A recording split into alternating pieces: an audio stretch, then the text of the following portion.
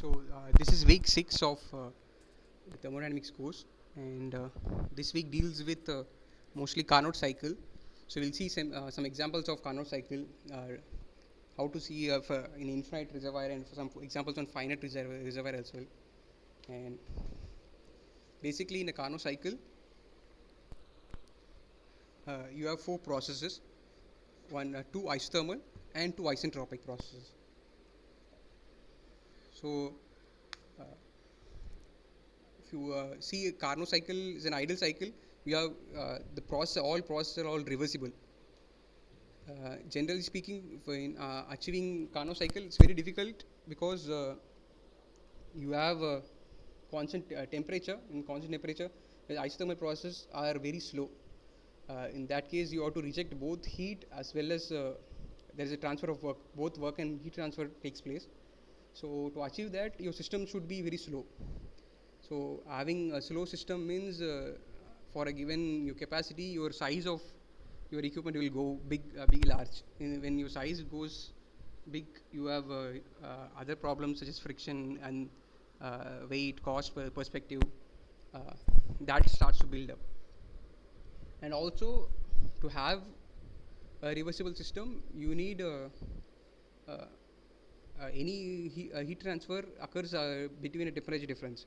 So when there is a temperature difference, you always have irreversibility. Your entropy starts to increase. In a Carnot system, you need that to be at occurring at same temperature. Heat transfer to occur at same temperature, your ambient as well as your condenser. You see, or your heat exchanger should operate at same temperature. If you bring that whole Carnot cycle inside a two-phase dome, in that case you can achieve constant temperature process. Using a pure fluid, your temperature will be constant for a given pressure. You can use a condensing or an evaporating fluid. In that case, that temperature should be equal to your ambient temperature, so that you will have a reversible process. But that is cannot be actually happen. So you will always have a temperature difference. To make this temperature difference small, then you need a bigger heat exchangers. Then size goes up. Then if you can make delta T smaller, but then again pressure drops will be larger. So you always have some problems with respect to size and your requirement. And generally speaking, Carnot system, when you go, you based on all processes, size of all the equipment will be larger. Even in cost perspective, then you will not. It's not always advisable, even if Carnot system is available in market. So your cost will be very large. So that is some idea about Carnot. So we'll see how to solve this problems on using Carnot cycle. So starting, we know Carnot COP. Carnot COP, you can find it. It's just a function of temperatures. So whatever if it's a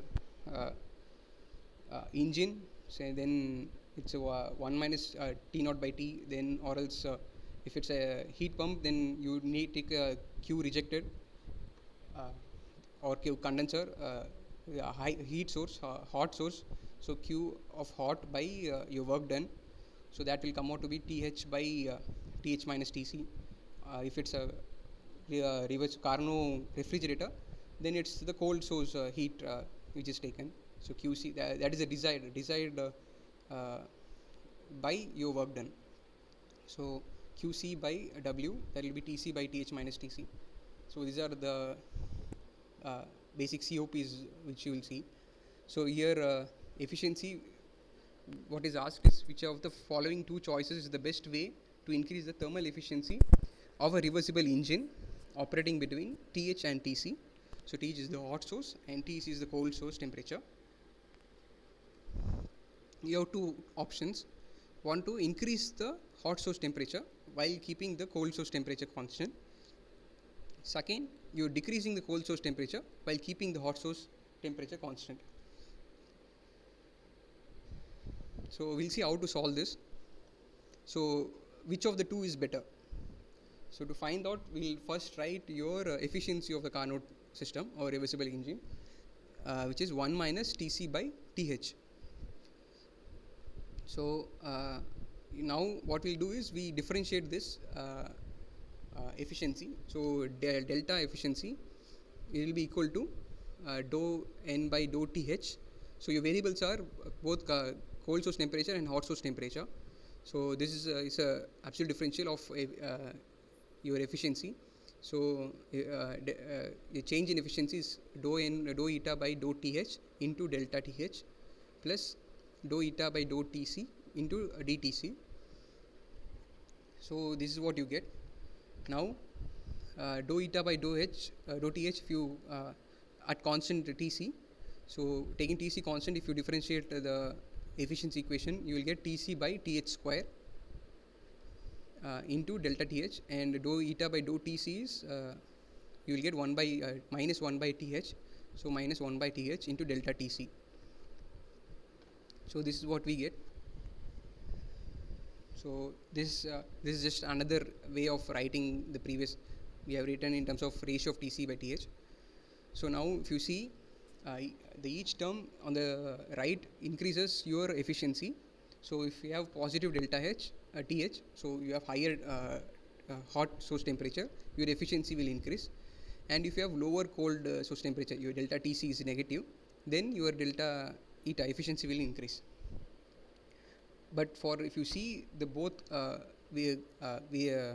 coefficients of this, for given delta Th or delta Th equal to delta Tc, if you say both temperature changes you are taking assuming same, then this both will be equal. In that case, if you see this delta eta will be largely positive when delta Tc is larger.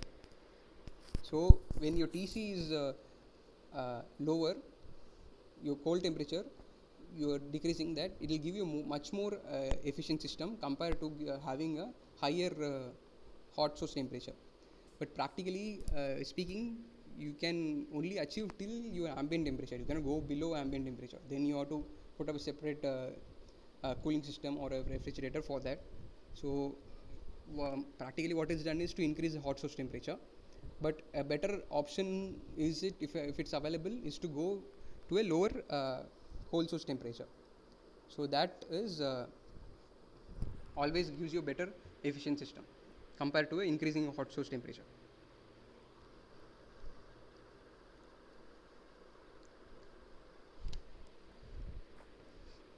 So the next question is, a house is to be maintained at 27 degrees Celsius when the outside ambient temperature is minus 5 degrees Celsius.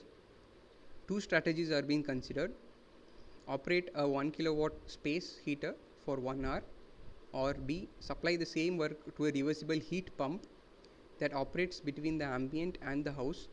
In each case, determine the amount of heat that is transferred to the house. So so it's like we are staying in some foreign country where your ambient temperature can go very low, and even in north of India we encounter low temperatures. So what is the best option? You use an electric heater or you use a heat pump. So here we have said that your house is to be maintained at 27 degrees Celsius and your outside temperature is minus 5 degrees Celsius. So your electric heater consumes converts your electrical energy directly into a heat energy, your I square R. So whatever electrical energy is there, it will get converted into heat and it will radiate into your house. So that is one way of heating. The other is to run a heat pump.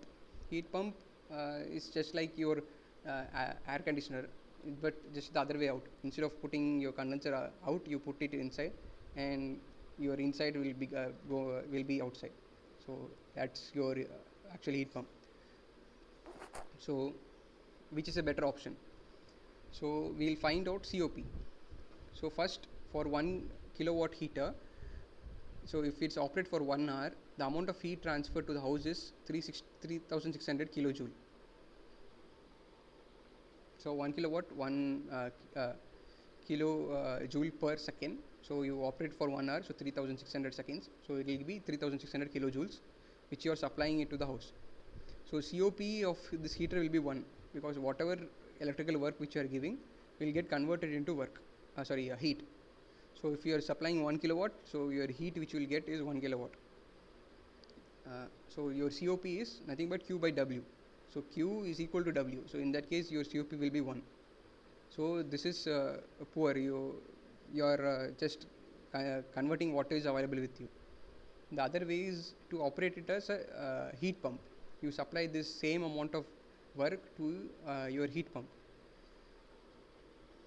So in that case, what happens is, if you operate a Carnot heat pump, your COP is T hot by TH minus TC, or your 1 by efficiency of heat engine.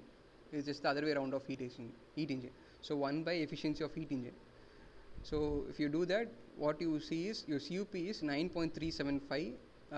So whatever heat which you are getting is 9.375 times of what the work which you are giving. So if you see QH, if you supply 1 kilowatt of work to this heat pump, the Carnot heat pump, what you will get is 33,750 kilojoules. You see, this is 9.37 times larger. So this is a very good system compared to your heater. So even now, people are started adopting heat pumps. So previously, most of the systems, even abroad, they used to have electric heaters, but now because you need more sustainability and less carbon footprints, people have started adopting to heat pumps. So this is a very good alternative to heat your home.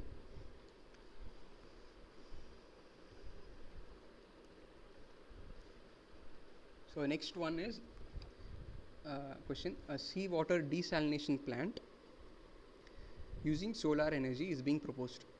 So desalination plant using solar energy is proposed. The plant collects 9.9 into 10 power 9 joule of solar energy during a 10-hour period at an average temperature of 100 degrees Celsius and rejects heat to an ambient at 25 degrees Celsius. So this is the Q of solar energy in 10-hour period, and your hot source temperature is 100 degrees Celsius, your cold source temperature is 25 degrees Celsius. It is claimed that the plant can deliver anywhere between 1000 liters per second to 1000 liters per minute of fresh water. Evaluate this claim. What is the maximum possible yield for this plant? It is known that in an ideal process, seawater has to be pumped through a pressure difference of 27 bar to obtain fresh water. So in ideal process, the pressure difference is 27 bar. So we'll see how to solve this. So the work required for pumping is V into delta P, or M into specific volume into delta P. So we need to find out the volume flow rate, and delta P is the pressure difference, which is known 27 bar. So to find out work, we assume a Carnot engine. Then to produce, we operate it between those two temperature levels and see how much work is generated. So we know Q, which is given as 9.9 into 10 power 9 into efficiency. Your efficiency of your heat engine is nothing but work which you are getting divided by heat which you are supplying. So work is nothing but efficiency into Q, heat which you have supplied. So Q which you are getting is 9.9 into 10 power 9 into efficiency of your Carnot engine is 1 minus TC by TH. So this will give me work as 1.991 into 10 power 9 joules. So this is the amount of work which I'll get when I operate a Carnot engine. So therefore, maximum possible volume flow rate of desalinated water that can be delivered is same. We know work, we know pressure difference, we can find out volume flow rate. So volume flow rate will come out to be 737.27 meter cube per day, or 512 liter per minute. So in the problem they have said they can supply anywhere between 1000 liters per second to 1000 liter per minute. So thus so ideal reversible engine can produce only 512 liters per minute. So it cannot produce 1000 liters per minute. So the false higher range false claim is false.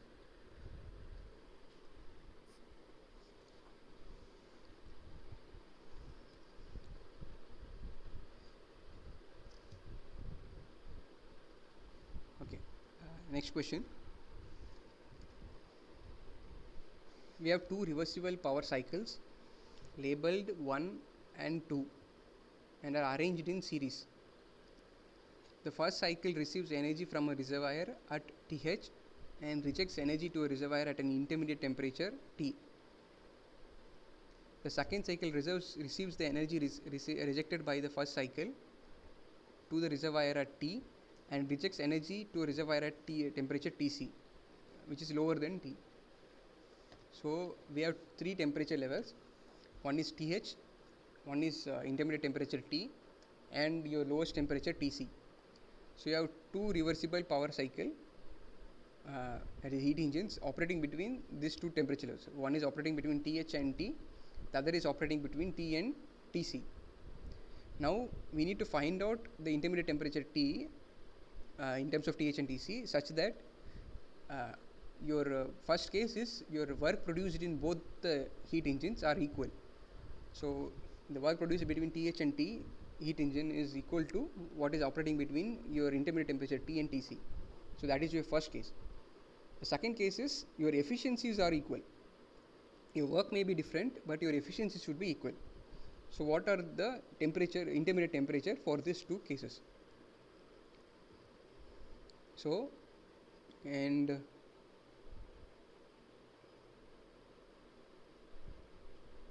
so heat which you are getting at the intermediate temperature rejected by the first cycle is taken by the second one totally. So we'll see first for first one, this being a reversible cycle, so you apply Clausius inequality. Clausius inequality is dq by t equals should be greater than or equal to 0. So being a reversible system, this will be equal to 0. So q h by th will be equal to qc by t for the first heat engine. Similarly for second, your qh for second it's operating between T and Tc, so qh by t equals qc by tc. So this is for both your first engine and second engine, this is true. These are reversible Carnot cycle. So we can express qh in terms of qc. So qc1 is th by t, and similarly qc2 as qh2 into tc by t. So for first cycle, you can find out work as your net heat transfer. So QH1 minus QC1, and similarly for W2 is QH2 minus QC2. So for the first case which they have said is your work produced by both the engines, engine 1 and engine 2 are same. So you are expressing your in terms of QC1 and QH2. So because your whatever heat is rejected by heat engine 1 is taken by heat engine 2. So your heat rejected in heat engine 1 is QC1, which is equal to the heat gained by heat engine 2, which is QH2. So QC1 is equal to QH2, and your work you are expressing in terms of QC1 and QH2. So this gets cancelled out, and then if you rearrange, what you will find out is the temperature will be arithmetic mean of your hot source and the cold. So Th plus Tc by 2. So that is the intermediate temperature which you require for your work between of the heat engine 1 should be equal to heat engine 2. So this is part A. So next is we have to find out for both efficiency to be equal. So for efficiency to be equal, we know for a Carnot heat engine, your efficiency is expressed as 1 minus your cold source temperature divided by hot source temperature. For heat engine 1, which is 1 minus T by Th, this will be equal to your heat engine 2 efficiency, which is 1 minus Tc by T. So if you see, if you rearrange this is nothing but your geometric mean. So root of Th Tc have temperature T, which is root of Th by Tc, then you will have efficiencies will be equal. So if you substitute that, you will see that it is nothing but root of Tc by Th. Your efficiency will be 1 minus root of Tc by Th.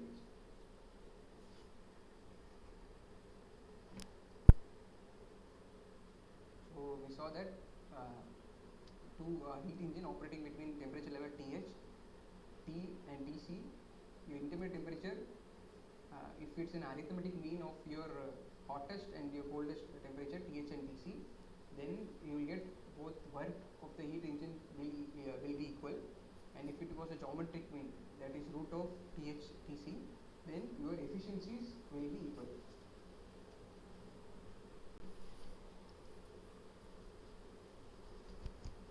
So moving on, the next question is, a reversible engine operates between reservoir at 1000 Kelvin and 500 Kelvin.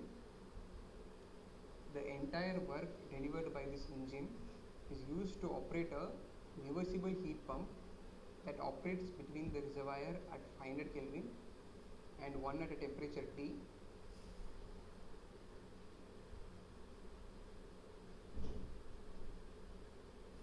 So you have a common cold source temperature, which is 500 Kelvin. So you are operating a heat engine between 1000 Kelvin and this 500 Kelvin, and you are generating some work. So you are using this work to run a reversible heat pump. So that is operating between some temperature T and 500. And this temperature T is lying between 1000 Kelvin and 5500 Kelvin. So the heat removed by the pump and that received by the engine are equal.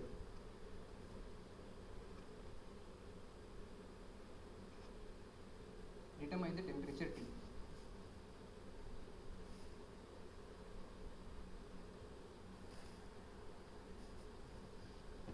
So now let the reservoir be labeled A, B and C in descending order of temperature. So 1000 Kelvin is A, B is your T and C is 500 Kelvin. So if you apply that for engine, so engine is operating between 1000 and 500. So for reversible, you apply Clausius inequality, you will get Q by T equals 0, summation of Q by T equal to 0.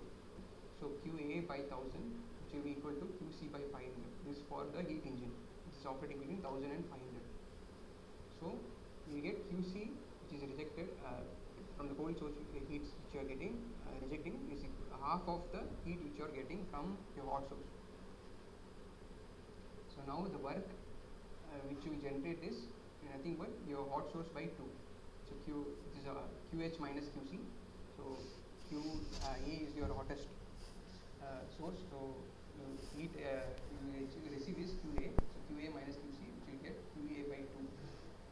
This is the net work which you are generating from the heat engine. Then from the heat pump, since it is again reversible, so you apply a Clausius inequality, you will find out that Q by B by T equals QC dash by 500. So you will see QB equals T by 500 into QC dash. So now if you estimate work, so QB minus QC dash is the work which you will require to put it in the heat pump. This will become Q, this is equal to your work which is generated in the heat engine. So you are putting the entire work which you are generating heat engine to run the heat pump. So your works are same. So QB minus QC dash will be equal to QA by 2. So when you substitute that, T by 500 minus 1 into QC dash equals QA by 2. So now since it is given that QA equals QC dash, it follows that now we also know that QA is equals to QC dash. So when you substitute that, we'll get T as 750 Kelvin.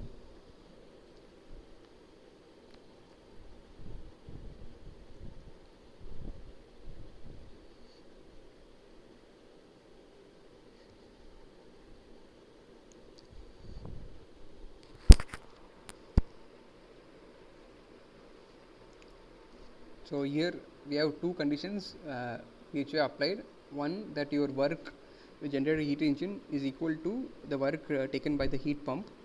So that is QB minus QC dash equal to QA by 2. The second is the heat rejected by your heat engine is taken by the heat pump. So QC dash is the heat taken by the heat pump, and QA is the heat rejected. So QA equal to QC dash. So substituting that, we can find out the temperature is 750 Kelvin. So two conditions are applied here.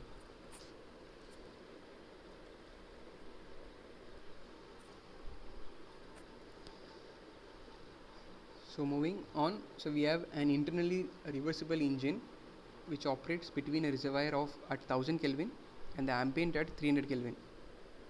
If the engine receives and rejects heat across a 20 Kelvin temperature difference with the reservoir, determine its efficiency. So you have internal reversible engine. So Carnot engine which is operating between reservoir 1000 Kelvin and 300 Kelvin. Now if instead of 1000 and 300 it operates between temperature difference in the heat source and heat sink of 20 Kelvin, so how will the efficiency get affected? So determine the efficiency. So for that, let's assume that the heat engine receives heat QH from the reservoir TH and rejects QC from the reservoir TC. So we assume that your temperature difference at the hot source is delta TH and at the cold source is delta TC. So basically what it says is your Carnot heat engine or the heat engine is operating between temperature levels TH minus delta H and TC plus delta TC, even though your hot source temperature available is TH and cold source is TC. So that temperature difference is there between the hot source and the operating hot temperature of the cycle. So again applying a Clausius inequality, we will see QH by TH minus delta TH equals QC by TC plus delta TC, and efficiency is nothing but 1 minus QC by QH, is nothing but W by QH. So substituting QC and QH, we'll get 1 minus TC plus delta TC by TH minus delta TH. So now we know your cold temperature, you know hot temperature, and you know delta T. So delta TH and delta TC are both 20 Kelvin. So when you substitute that, it will operate between 980 and 320. So basically that's what you substitute 1 minus 980, 320 by 980. So if you substitute that, your efficiency for that case will become 0.6735. So now when the refrigerator would have heat engine would have operated between your hot source temperature and cold source temperature, that is 1000 and 300. In that case, your efficiency will be 1 minus 300 by 1000, which will give you 0.7. Now because of this delta T, the temperature, you see that efficiency has gone down. So from 0.7 to 0.6735.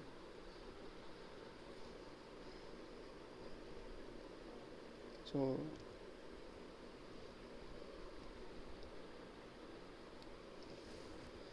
the next question is, we have a reversible engine while executing a cyclic process consisting of reversible isotherms and reversible adiabats, receives 2000 kilojoule of heat from a reservoir at 900 Kelvin,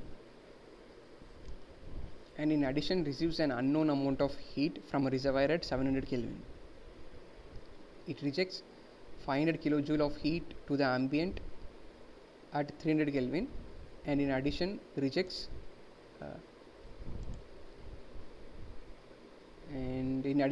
an unknown amount of heat to a reservoir at 500 Kelvin. If the efficiency of the engine is 0.6, determine the unknown heat interactions. So basically, as you see in the diagram, you have 4 temperature sources through which the heat engine interacts. So you have a 900 Kelvin heat source from which you receive 2000 kilojoule and rejects 500 kilojoule from 300 Kelvin. and you take some amount of heat which is not known from 700 Kelvin and reject some unknown amount of heat to 500 Kelvin. And other thing which you know is the engine efficiency is 0.6. So now we need to find out what will be the Q's which is taken from 700 and rejected in 500. So now if you see this cycle can be broken down into 4 different Carnot cycles. So one operating between 900 and 300, one operating between 900 and 500, one operating between 700 and 500, and one operating between 700 and 300. So it's just the one single cycle can be broken down into 4 Carnot cycle with this 2 combinations of heat source and 2 combination of cold sources. So if you see, that is what is plotted in a PV diagram. So 1 to 3 represents the heat which you get from the 900 Kelvin source. So if you would have drawn in a TS diagram. So 1 to 3 represents the 900 and 4 to 6 represents 700. So if you see 1 to 13, 14, that is a cycle which operates between 900 and 500 Kelvin, and 2, 3 to 12, 11 is a cycle which operates between 900 and 300. So that's what I told you, 900 and 500, 900 and 300. So that is a cycle which is broken down. And similarly with the 700 heat source, one is operating between 700 and 500, 700 and 300. So this can be broken down into 4 different Carnot heat engines. So for each of the Carnot cycle, if you apply Clausius inequality, if you see for 1, which is 1 to 13, 14, 2 is 2, 3, 11, 12, 3 is 4, 5, 9, 10, and 4 is 5, 6, 7, 8. So for heat engine 1 is QH1 by 900, and your heat rejection is QC1, which is at 500 Kelvin. And similarly for your heat engine 2, your heat source is 900, so QH2 is 900 and QC2 is 300. And again for third, your QH is 700, so QH by 700, and QC is 500, QC by 500. And fourth one, 700 and 300, so QH 4 by 700 equals QC 4 by 300. So this is the expression for each of the 4 Carnot cycles which you have split. Now we know for 1 and 2, if you take the hot source is 900, so the combined heat taken by 1 and 2 is equal to the heat which you get from the 900 kilo Kelvin heat source. So QH1, which is the heat for heat engine 1 from the hot source 900 Kelvin, and QH2 is the heat which you get from hot source 900 Kelvin for heat engine 2. So that summation will be equal to the total heat which you get from the 900 Kelvin, which is 2000 kilojoule, which is given in the problem. And again they are rejected to 300 Kelvin. So if you see heat engine 2 and heat engine 4 rejects at 300 Kelvin. So summation of the heat rejected by heat engine 2 and heat engine 4 will be equal to 500 kilojoule. So that is a net QC to 500 Kelvin. So now from this we can simplify the first expression to will become 9 by 5 QC1 plus 3 QC2, which will be equal to QH dash. So using this expression we can transform the first expression. So and we will get this equation 9 by 5 QC1 plus 3 QC2 equals QH dash. Now if you the problem, it is given that the total efficiency of the engine is 0.6. So that is nothing but efficiency of 1 minus the heat transfer in the cold source divided by heat transfer in the hot source. So 1 minus summation of heat rejected in cold source divided by summation of heat you get from the hot source. This is equal to 0.6. So when you simplify this, so whatever cold source is QC dash, which is QC2 plus QC4, so that is QC dash plus QC1 and QC3 divided by your total heat which you're getting. So QH dash, which is Q1 plus Q2, and QH3 and QH4. This is equal to 0.4. So now you multiply the denominator to 0.4 and you take QC dash to the other side. So if you take that, so this is what you get. So 0.4 QH dash minus QC dash plus 0.4 into 7 by 5 and so on. And you express QC4, we know QC4 here, so substituting that QC4 as QC dash minus QC2, then simplifying it further, so the final expression which you get is 0.8 by 9 QH dash minus 0.2 by 3 QC dash plus 2.8 by 5 into QC1 plus QC3, which is on the left hand side too. So if you take there, so you will get only in terms of QH dash and QC dash. So if you substitute, QH dash is known, which is 2000 kilojoule, and QC dash is 500 kilojoule. So substituting that, we can find out QC1 plus QC3. If you see, that is what QC1 and QC3 is the heat transfer to 500 Kelvin. So that is one of the unknowns which we need to find out. So QC1 plus QC3 will come out to be 328.28 kilojoule. So this is the total amount of heat which is getting rejected to heat source 500 Kelvin. So the other unknown is we can substitute in the expression QC dash plus QC1 plus QC3. So we have already found out QC1 plus QC3. So substituting that, we can find out QH3 plus QH4, which will come out to be 70.7070 kilojoule.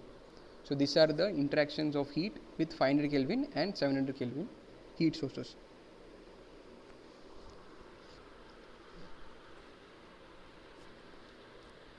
I hope this is clear.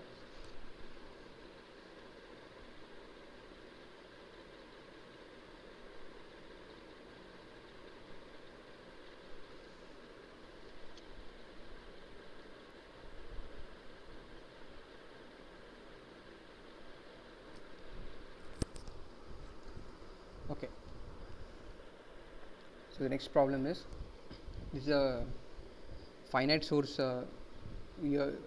Till now we saw a heat source which is infinite, so its temperature will not vary. So now we'll see a finite source temperature problem. So in this case, we have two blocks A and B of mass Ma and Mb, and your specific heat capacities are Ca and Cb respectively, and are initially at temperatures T1A and T1B. So initial temperature is T1A and for block A, and for block B T1B, which is less than T1A. A reversible heat engine operates with the blocks as reservoir. So determine the final temperature and the work produced. So till now the heat source temperature was constant, so it will not vary.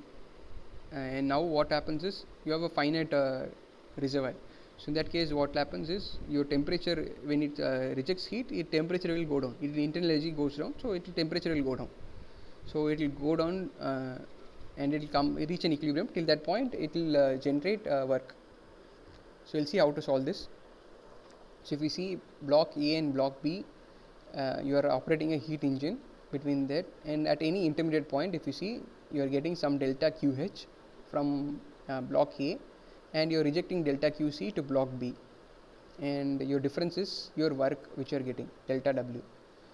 So for this case, you will see, for being reversible, delta QH by TH equals to delta QC by TC. So heat, if you apply just first law across A, you see that delta QH will be equal to your change in, you are applying just assuming your system is just A, block A. In that case, the only interaction which you have is heat transfer. There is no work transfer in A. So your delta QH will be equal to du. It's nothing but MC delta T. So heat capacity is given Ca. So delta QH is nothing but minus Ma Ca dTh. And dQc is Mb Cb dTc. This is A is rejecting and C is gaining heat. So minus and positive. If we substitute this on the expression, so we get minus Ma Ca dTh by Th equals Mb Cb dTc divided by Tc. So now we'll integrate this. So when we integrate this, the first heat block A is initially at T1A and it reaches some temperature T2. The block B initially is at T1B and it also will reach T2. So this block A and block B will reach same temperature. That's the point where the heat engine will not operate and generate any work. If there is a small temperature difference, then there will be always a heat transfer because of the temperature difference, and there will be some work which will generate by the heat engine. So when this block A and block B temperature becomes equal, there will be no heat transfer and your work transfer will become 0. So that's the point it's the final state. So block A goes from T1A to T2 and block B goes from T1B to T2. So when you integrate this, the final temperature which you will get is T2 equals T1A into T1B raised to power K, the whole raised to power 1 by 1 plus K. So K is nothing but CB into MACA, the ratio of the heat capacities of block B by block A.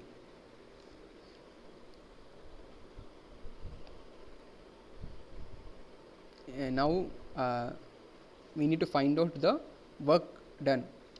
So the net heat transfer from block A is nothing but your change in internal energy. So MACA T1A, which is the initial temperature, minus the final temperature T2.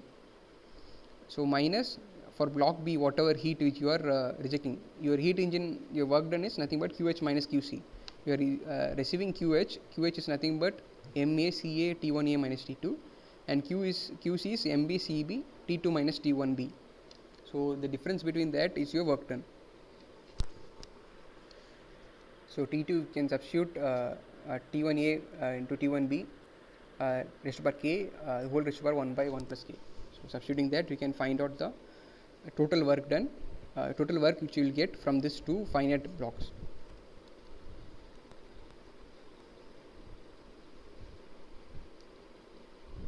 So we have seen taking a finite source. Now the next question is an extension of the previous question.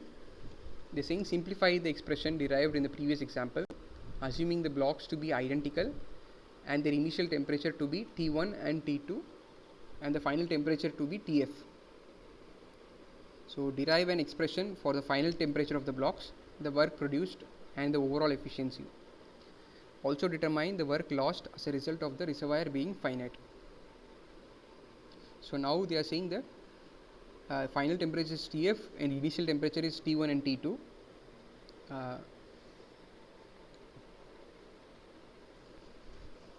We need to find out the total work produced and the final overall efficiency. And the blocks are identical, so your heat capacities will be same. So if instead of being finite, if it would have been infinite reservoir, what will be the change in difference in work? So MA equal to MB and CA equal to CB, so being identical, that's what it means. And the final temperature of the block is Tf equals root of T1 plus T2. So your K will become 1. So it will be T1 T2 raised to power 1, the whole raised to power 1 by 1 plus 1. So 1 by 2. So root of T1 by T2. You are getting a geometric mean. So now the work developed is given us from the previous problem. So MC into T1 plus T2 minus 2 times root of T1 T2. So this is what you get if you simplify the previous expression here. So MACA plus MBCB is equals to 2MC and here you have MAC, that is constant. So you take MC constant outside.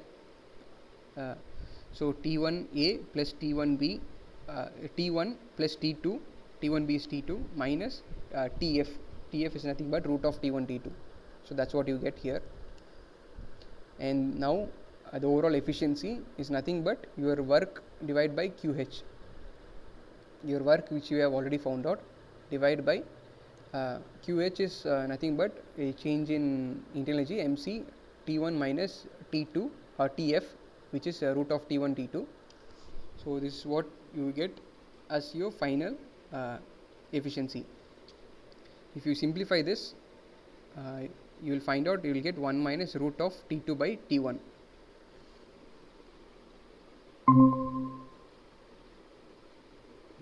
So this is the overall expression for your efficiency. Now what is the difference between this being a finite reservoir and if infinite reservoir, how much is the difference in work which you are getting? So if it would have been the temperature reservoir would have been infinite, you are operating a Carnot, then you will get the work done is nothing but Q into efficiency of the Carnot heat engine, which is 1 minus T2 by T1. So QH into 1 minus T2 by T1. So in this case, your efficiency for this case is QH into 1 minus root of T2 by T1. So the difference between that two, so QH is common and the difference in efficiencies. So you can take your root T2 by T1 common. So you'll get root QH root of T2 by T1 into 1 minus root of T2 by T1. So this is what you get, and a simplified expression which will then become root of T2 by root of T1 plus root of T2 into W dash.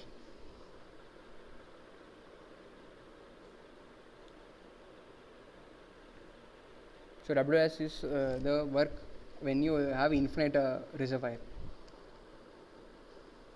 So this is the difference expressed in terms of the difference in the work done when you have infinite reservoir and a finite reservoir, expressed in terms of work when you have infinite reservoir. So which is root of T2, the coldest temperature, divided by root T1 plus root of T2.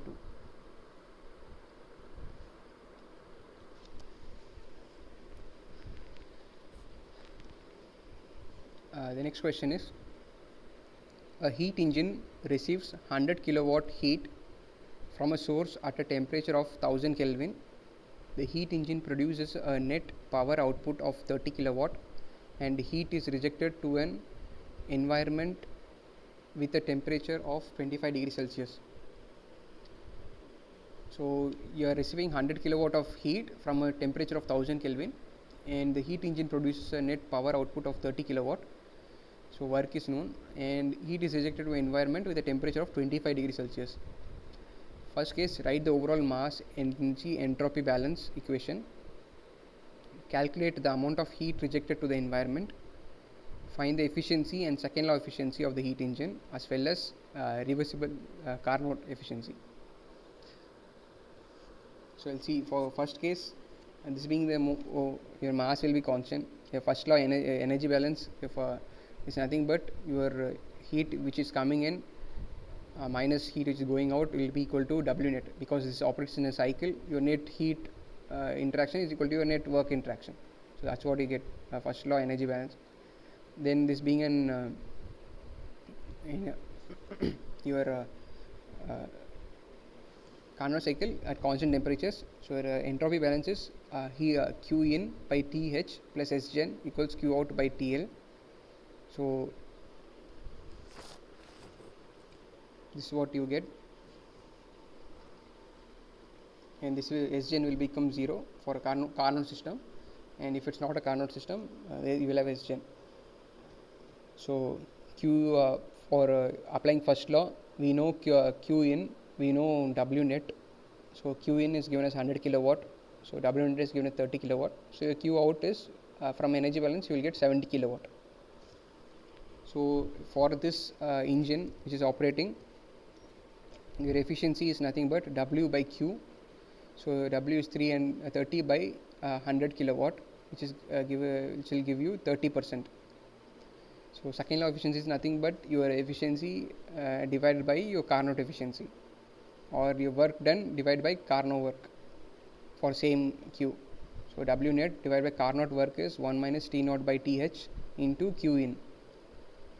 So Q in is 100 kilowatt and your lowest temperature is 25 degrees Celsius.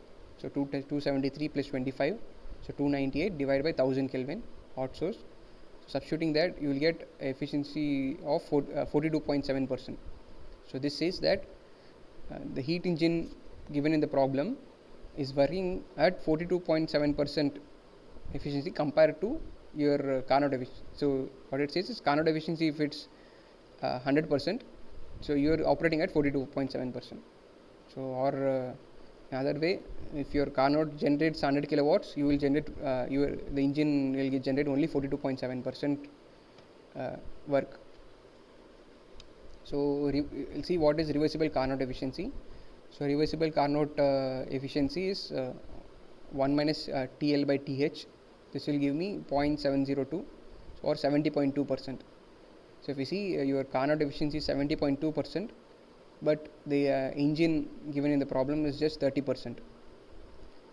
So you can see there's a difference. So if you take this ratio, you will get again 42.7%. This second law of efficiency is also called as an exergy efficiency.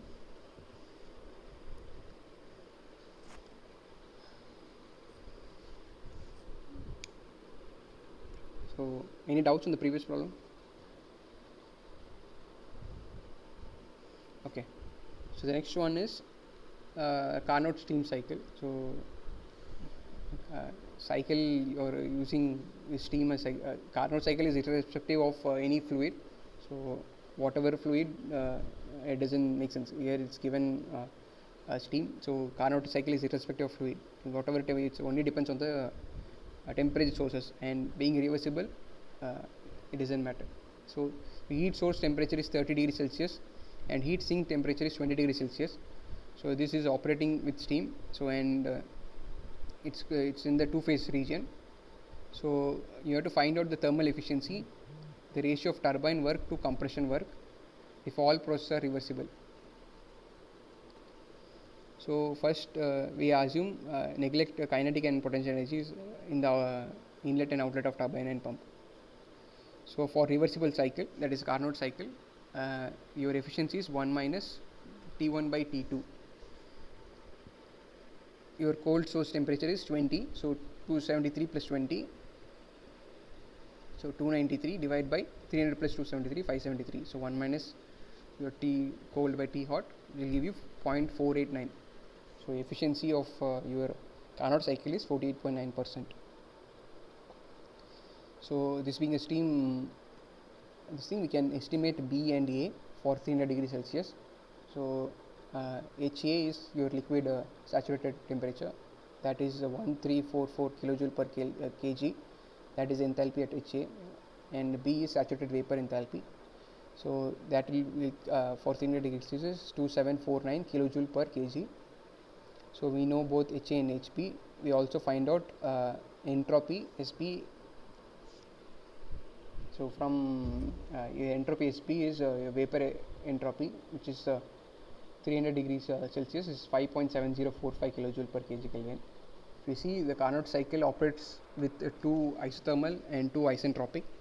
So you see starting AB is isothermal, BC is isentropic, CD is isothermal, and DA is isentropic. So BC and AD are isentropic process, so your entropy will be same. So SB equal to SC. So from this, and we can find out the corresponding saturated vapor and liquid entropies for at 20 degrees Celsius. So using that and SB value, we can find out your vapor fraction at point C and point D,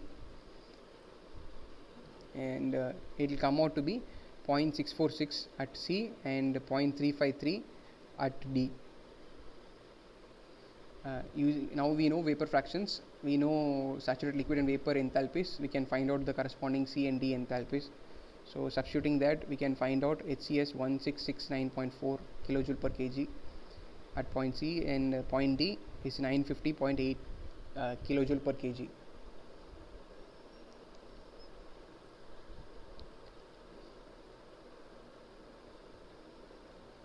So if you see the turbine work and pump work ratio is what is asked. So turbine work is nothing but B minus C, and pump work is A minus D. So HP minus HC will give me 1079.6 kilojoule per kg. This is the turbine work, and the pump work is 393.3 kilojoule per kg. So the ratio of this will give me the ratio of turbine work to compression work. I think I have to add this. I have not added, so it will be 1000 by 400. So close to 2.5 or 2 to 2.5.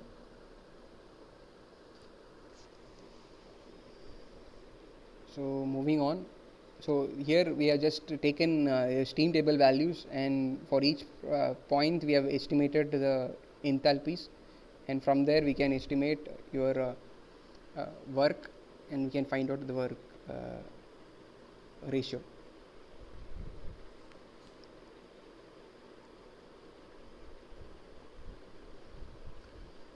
So the next problem, a Carnot cycle is operated with oxygen and used as a power cycle, represented in a PV diagram and TS diagram as shown in figure.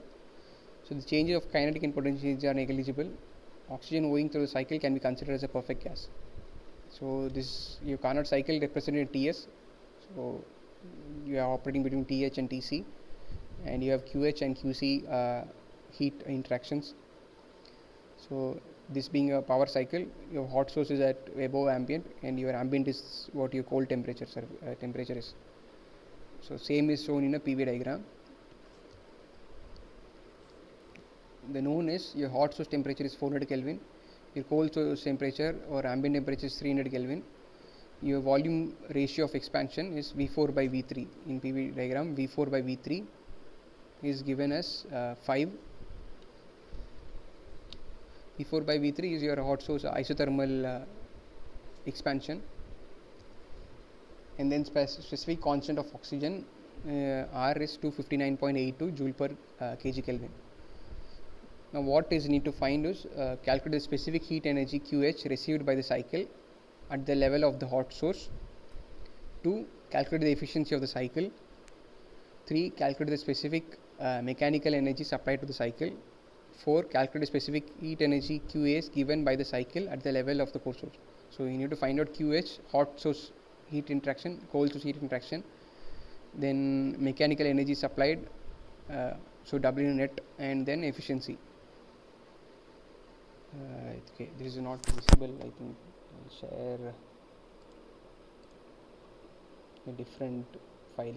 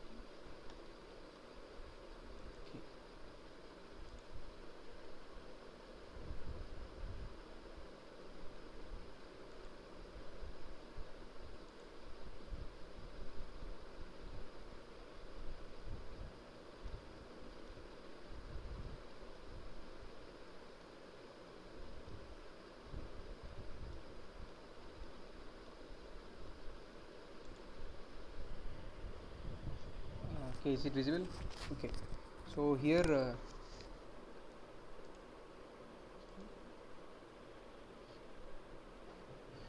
so we first estimate from the cycle, estimate delta S, the change in entropy. So for an isothermal process, for an isothermal process, we can write this is nothing but du TdS relation. So du plus TdS is equal to du plus PdV. So if you or dH minus VdP, the same relation. So if you integrate, so this is in terms of CV and V. So the problem is given as V4 by V3. So you know the volume expansion. So you will write in terms of the volumes. So when you integrate this, so this is TdS equal to du, which is CV dt, plus PdV. So P is nothing but RT by V. So T gets cancelled when you divide by T. So R by V dV. So when you integrate this, so you will get mCV ln T2 by T1 plus R ln V2 by V1. So this being an isothermal process, so T2 equals T1, so this becomes 0. So delta S equals to R by ln V4 by V3 per kg. So R is given 259.82 into ln of the volume ratio is given as 5. So this will give me 0.41815 kilojoule per kg. So similarly, QH is nothing but your TH into delta S. So T hot source is 400 Kelvin. So 400 into 0.41815, which will give 167.27 kilojoule per kg. So that is the total amount of heat which you are getting. Again, this being a Carnot cycle, you can straight away use the efficiency of Carnot, 1 minus TA by TH, which is nothing but 1 minus 300 by 400 equals 0.25. So it's 25%. Then for coal source, your delta S will be same. If you see Carnot cycle in the TDS diagram, your delta S and hot source and in the coal source will be same. That's why your net Sgen will become 0. So delta S will be same. So you can straight away find out using coal source into delta S. So 300 into 0.4185 will give me 125.45 kilojoule per kg. So this is the coal source heat transfer. And or else you can use the efficiency and heat QH to find out network and QA. You will get the same answer. So W is nothing but your difference in hot source temperature, hot source heat transfer minus cold source. So QH minus QA, which will come out to be 41.82 kilojoule per kg. So now we see again, if I substitute this as W by Q, so W by QH, which is 41.82 divided by 167.27, you will get again 0.25, which is same what you get in the Carnot efficiency. So you can do either way. You can solve the same. You will get the same.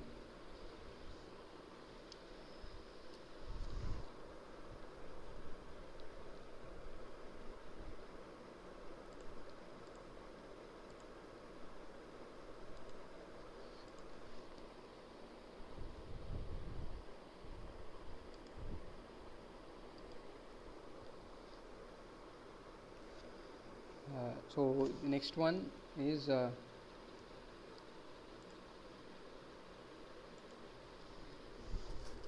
we have a reverse Carnot cycle without dissipation, including the devaluation at low temperature. That means you have a temperature difference. Like in the previous problem where we saw there was a temperature difference between the hot source and the working temperature. So similarly, you have a temperature difference here. That's what is represented in the diagram shown.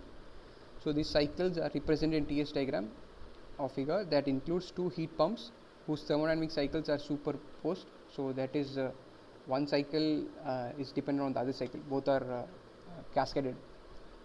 The first consumes the mechanical power W1, collects the heat power QA at the cold source atmosphere temperature, and supplies the heat power Qi at the intermediate temperature Ti. The second cycle consumes the mechanical power W2, takes the heat power Qi at the intermediate temperature, and supplies to the heat the hot source heat being QH. So now what is given is the heat power Qi supplied from the first pump is taken by the second pump. It's entirely taken, so this is equal. So if you see in the TH diagram, there are two squares. So one is operating between TH dash and TI. The second is operating between TI dash and TA dash. This TA dash is less than your ambient temperature TA. So that is what they mean by the devaluation. So this is represent, and the bottom one is the first cycle. This is 1, 2, 3, 4, and the top cycle is 5, 6, 7, 8, and that is operating between Ti and Th dash, so which is higher than your hot source temperature, and this is operating as a heat pump. So the bottom cycle 1, 2 is your heat input, which it takes some work W1, and it rejects at Ti dash your heat Qi, and your top cycle takes in that Qi at lower temperature Ti and rejects QH at hot source temperature Th dash. So that's what the working of the two heat pumps. Now the question is, establish the relation giving heat effectiveness COP, the second law efficiency, compared to the heat pump operating with Carnot cycle. So that's why your COP of the cycle divided by the Carnot cycle. In that case, you don't have this temperature differences. Express the relation as a function of temperature TA, Ti, Th, and the temperature differences in terms of temperature differences. Second is, show that in the case where Ti is 0, so this temperature difference is 0, the heating effectiveness or second law efficiency is not dependent on the intermediate temperature. So your COP for first one or the total two combined heat pumps can be expressed as your desired is heat pump, so you rejected QH, the top one 7 to 8 where heat is rejected, that is your desired. So QH by the total work of the two heat pumps, W1 plus W2. So QH by, if you W1 is nothing but QH minus QI plus second one is the first one is QI minus QA. QI minus QA is W1 and QH minus QI is W2. And we know that the heat transfer occurring in between at intermediate temperature between both the cycles are same. That's what is given in this note. So this gets cancelled out. So what you ultimately end up with is QH by QH minus QA.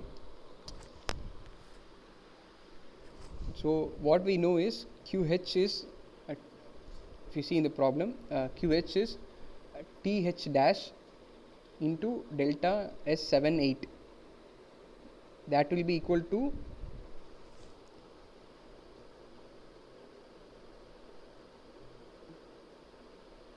and QI is nothing but Ti into delta 7 by 8.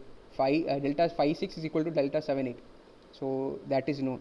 And again, or you can write a Clausius inequality, that also can be done. QH by Th dash equals QI by Ti, and then for heat pump 1, QA by Ta dash equals QI by Ti dash.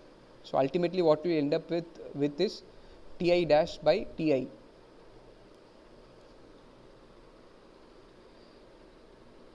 which is QH by QA. QH by QA will be equal to Ti dash by Ti.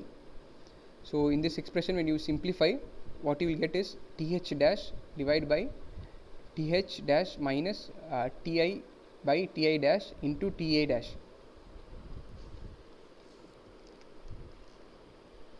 So this will be the simplified expression when you substitute for QH and QA.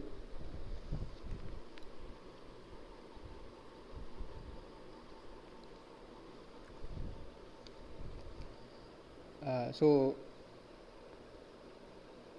this Ti and Ti dash can be expressed as using this delta temperatures.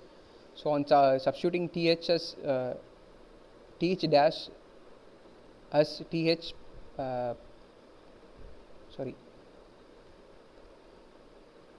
Th dash as Th plus delta H.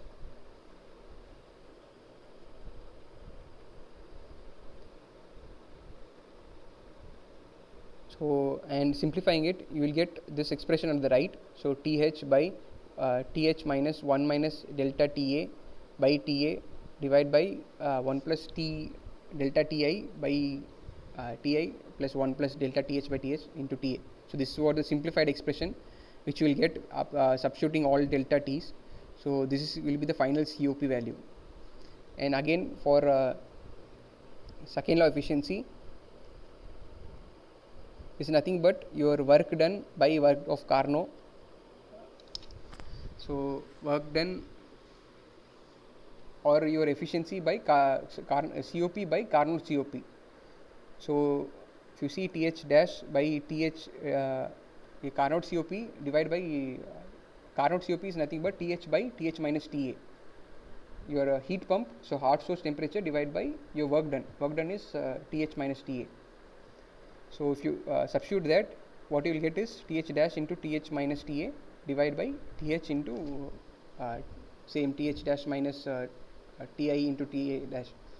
What is there for COP? So, your COP which you got in the previous one, you have to just substitute that. Your Carnot COP is there in only in terms of temperature Th and Ta dash. So, that will remain. So, this will be your final efficiency. And the second part of the question is when your Ti dash in your temperatures Ti dash is 0, so how will the efficiency will look? So, you have to just put delta Ti 0. So, if you put delta Ti 0, this bottom part, this will become 0. So that when in the case when delta Ti is, so this is delta Ti, so not Ti equals 0, so delta Ti, the heat effectiveness and second law efficiency do not depend on delta Ti. So if you put delta Ti 0, so if you see the 1 plus delta Ti by Ti in the bottom, this will go away. So delta Ti is 0, so 0 by Ti, this is 0, so this becomes 1. So if you see the COP formula is it will be in function of only H and Th and Ta.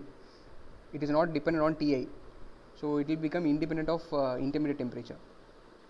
Same with efficiency, second law efficiency. So if you substitute there, again what you will see is this will be function of only Th and Ta. The intermediate temperature doesn't matter. So that can be proved. That is proved. So this was the final problem. So if you have any doubts, you can ask.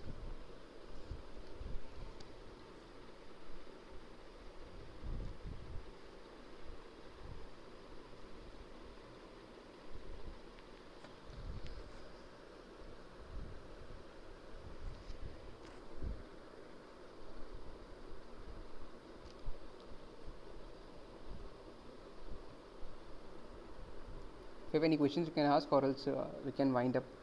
I have finished all the problems which I have prepared for today.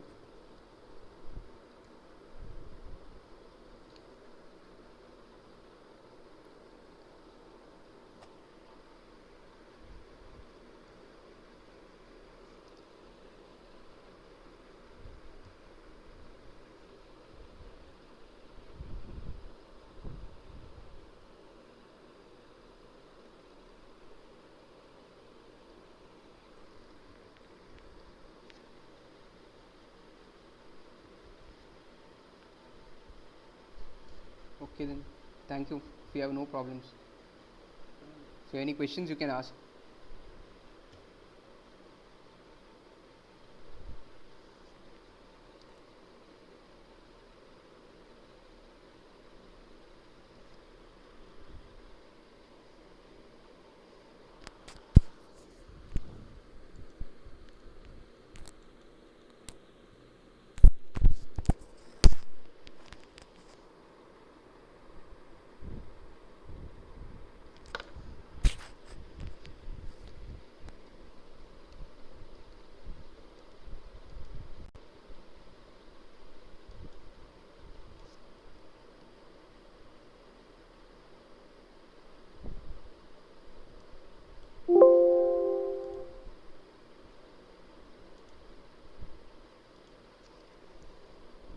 Thank you for joining.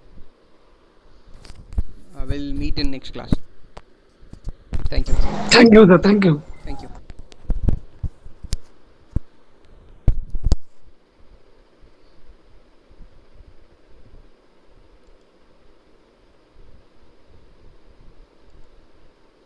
You have any questions?